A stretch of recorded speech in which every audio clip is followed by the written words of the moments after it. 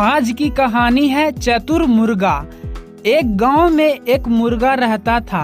वह बहुत चालाक और होशियार था। रोज सुबह वह गांव वालों को जगाने के लिए कुकरू कू बोलता रहता था। गांव के पास एक जंगल था जिसमें एक चालाक लोमड़ी रहती थी। लोमड़ी हमेशा उस मुर्गे को पकड़ने और खाने की तरीके में सोचती रहती थी, लेकिन मुर्गा अपनी समझदारी से हर बार बच निकलता। एक दिन लोमड़ी ने एक योजना बनाई। वह मुर्गे के पास गई और बोली, मुर्गा भाई, तुम बहुत सुंदर कुकरू कू बोलते हो। तुम्हारी बात सुनकर तो मेरा दिल खुश हो जाता है। मैं तुम्हारी आवाज के बिना नहीं रह सकता हूँ। आज तुम पेड़ के नीचे आकर मेरे सामने एक बार कुकड़ू कू बोल दो ताकि मैं तुम्हारी तारीफ कर सकूं।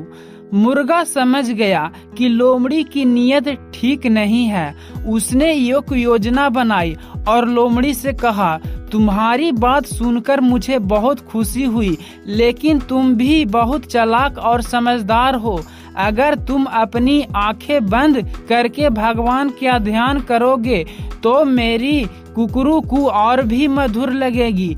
लोमड़ी ने सोचा कि जब मैं आंखें बंद करूंगी तो मुर्गा नीचे आएगा और मैं उसे पकड़ लूंगी।